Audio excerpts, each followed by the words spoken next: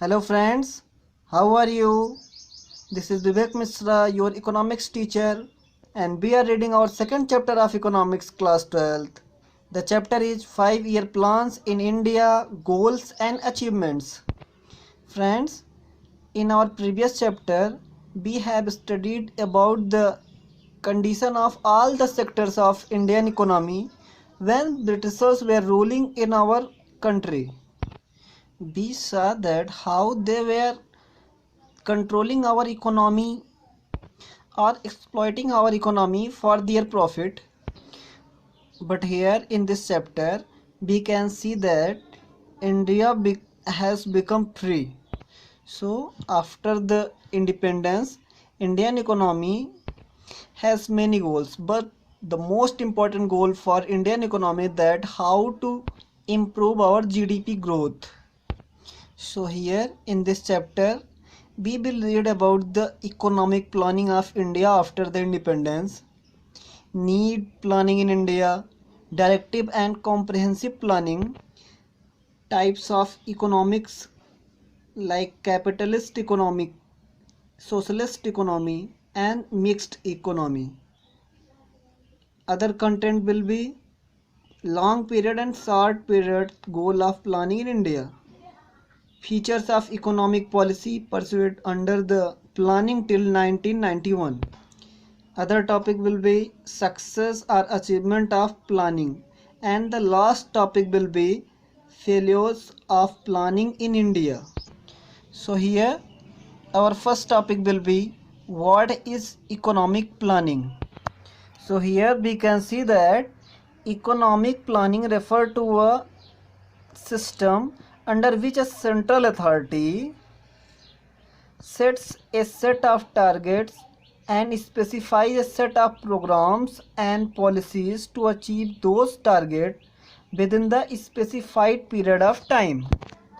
कहने का मतलब इकोनॉमिक प्लानिंग एक ऐसा सिस्टम है जिसमें जो उस इकोनॉमी की सेंट्रल अथॉरिटी होती है और एक लिमिटेड टाइम पीरियड के लिए एक टारगेट सेट करती है, सेट अ टारगेट, और उस टारगेट को अचीव करने के लिए वो तमाम तरीके के प्रोग्राम्स और पॉलिसीज़ चलाती है। यहाँ पे हम देखेंगे कि इंडिया में इकोनॉमिक प्लानिंग की शुरुआत का जो श्रेय था वो जाता है चेयरमैन प्रोफेसर पीसी महालनोबिस को, जिन्होंने 1950 में इंडियन प्लानिंग कमीशन का गठन किया। इस कमीशन का जो हेड होता है वो उस कंट्री का प्राइम मिनिस्टर होता है। जैसे कि इंडिया में उस समय 1950 में पंडित जवाहरलाल नेहरू प्राइम मिनिस्टर थे, तो इस प्लानिंग कमीशन के वो हेड थे। ये एक नॉन कॉन्स्टिट्यूशनल कमीशन है जिसका हमारे कॉन्स्टिट्यूशन में कोई जिक्र नहीं है। जब 2015 में नरेंद्र मोदी जी प्रधानमंत्री हुए तो उन्होंने इसका नाम बदल करके नीति आयोग कर दिया। तो इस कमीशन का जो मेन मोटो है वो है जीडीपी ग्रोथ के लिए एक प्लान सेटअप करना और उस टारगेट को, उस प्लान को अचीव करने के लिए तमाम तरीके के पॉलिसीज़, प्रोग्राम्स चलाना और अपने टारगेट को अचीव करना।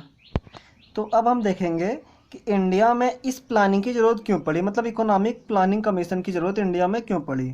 तो हमारा अगला टॉपिक होगा need for planning in India. हमने अपने पिछले चैप्टर में देखा था कि इंडिया की इकोनॉमी स्टैग्नेंट और बैकवर्ड इकोनॉमी है। कहने का मतलब इंडिया का प्रोडक्शन और प्रोडक्टिविटी दोनों ही लो लेवल पे थी, जिससे कि इंडिया की जो ग्रॉस डोमेस्टिक प्रोडक्ट है, कहने का मतलब जीडीपी है, वो रुकी हुई थी। So the main challenge for Indian economy after the independence to improve their GDP growth, their production and productivity.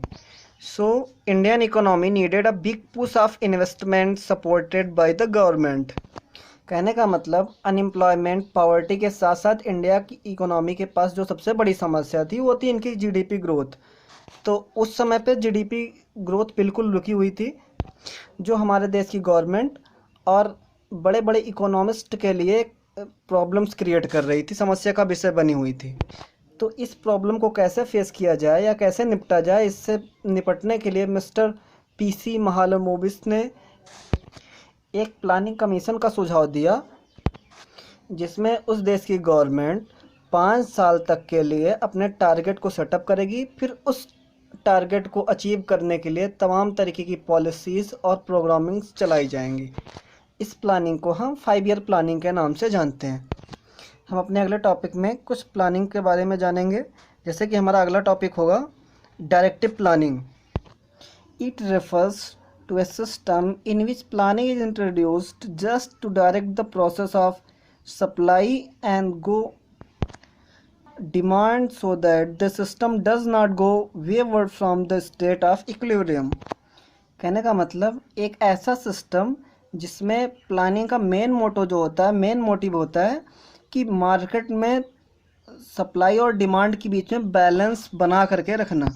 कहने का मतलब मार्केट में ऐसी कंडीशन ना आए जिससे कि किसी भी ऑब्जेक्ट की डिमांड बढ़ने लगे, जिससे कि उसकी प्राइस अचानक से बढ़ जाए। इस प्लानिंग के कुछ फीचर्स हैं। इसके मेन फीचर्स हैं, पहला है no direct participation of government in the process of growth, और दूसरा है it is pursued in the capitalist economy. कहने का मतलब इस टाइप की प्लानिंग में गवर्नमेंट का कोई विशेष रोल नहीं होता है उस जीडीपी की ग्रोथ में। यहाँ पे मार्केट या प्रोड्यूसर्स ही चीज़ों को अपने हिसाब से कंट्रोल करते हैं, डिमांड और सप्लाई को अपने हिसाब से कंट्रोल करते हैं। हमारी अगली प्लानिंग होगी comprehensive planning. Comprehensive planning means A system in which government participate in the process of growth and development. कहने का मतलब है कि इस टाइप की जो इस सिस्टम में गवर्नमेंट खुद अपने आप डेवलपमेंट और ग्रोथ के प्रोसेस में पार्टिसिपेट करती है। कहने का मतलब इस टाइप की प्लानिंग में गवर्नमेंट खुद अपने प्लान्स, अपने टारगेट्स या अपने गोल्स सेटअप करती है और फिर उस गोल को अचीव करने के लिए तमाम तरीके की पॉलिसीज़ और प्रोग्रामिंग चलाती है। इस टाइप की प्लानिंग में गवर्नमेंट का एक और ख़ास मोटिव होता है कि सोशल वेलफेयर कंट्रोल बनाए रखना। इसके मेन फीचर्स क्या हैं? पहला फीचर्स है it is pursued in the socialist economies as well as mixed economies, और दूसरा फीचर है in the case of mixed economy like India both private and public sector coexist as the agent of growth. Friends, आप लोगों ने पिछले साल micro economy में 3 economies के बारे में पढ़ा था, centrally planned economy, market economy और मिक्स इकोनॉमी। तो वहाँ पे जो सेंट्रली प्लान्ड इकोनॉमी था, जहाँ पे पब्लिक सेक्टर या गवर्नमेंट वर्क करती थी, वही यहाँ पे जाके बन गया सोशलिस्ट इकोनॉमी। मतलब ऐसी इकोनॉमी जहाँ पे सोशल वेलफेयर के लिए वर्क हो, और ये वर्क कौन करता है? तो उस इकोनॉमी की गवर्नमेंट या अपने यहाँ की गवर्नमेंट। तो कहने का मतलब वहाँ पे हमने देखा था कि 3 टाइप के क्वेश्चंस थे, what to produce, how to produce and for whom to produce. कहने का मतलब क्या प्रोड्यूस करना है, कैसे प्रोड्यूस करना है और किसके लिए प्रोड्यूस करना है। तो यहाँ पे हम देखेंगे कि सोशलिस्ट इकोनॉमी वही सेंट्रली प्लान्ड इकोनॉमी है, जहाँ पे गवर्नमेंट कोई भी अगर टारगेट सेटअप करेगी या कोई भी फैसला लेगी तो वो जाहिर सी बात है कि अपने यहाँ की सिटीजन्स या जो गरीब जनसंख्या उसको ध्यान में रखते हुए लेगी।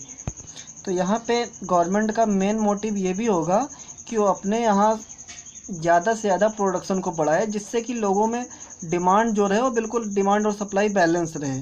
नहीं तो महंगाई काफ़ी तेज़ी से बढ़ेगी और अपने यहाँ की जो पॉपुलेशन है वो पहले से ही ओवर कंट्रोल है। मतलब कि अगर एक बार महंगाई बढ़ गई तो फिर वो रुकने का नाम नहीं लेगी। तो दोस्तों, यहाँ पे हमने देखा कि आज़ादी के बाद इंडिया के सामने जो सबसे बड़ी समस्या थी वो उनकी पॉपुलेशन, अनएम्प्लॉयमेंट और पॉवर्टी थी, जिससे निपटने के लिए उन्होंने इकोनॉमिक प्लानिंग की शुरुआत की। तो यहाँ पे हमारा यह वीडियो ख़त्म हुआ। अब मिलेंगे अपने अगले वीडियो में एक नए टॉपिक के साथ, जिसका नाम होगा types of economics like capitalist economics, socialist economy and mix economy. तो दोस्तों, अगर हमारा वीडियो पसंद आया हो तो लाइक और सब्सक्राइब ज़रूर करें, और अगर कोई कन्फ्यूज़न हो तो कमेंट बॉक्स में जाके कमेंट करें। मिलते हैं अपने अगले वीडियो में, तब तक के लिए गुड बाय, थैंक यू।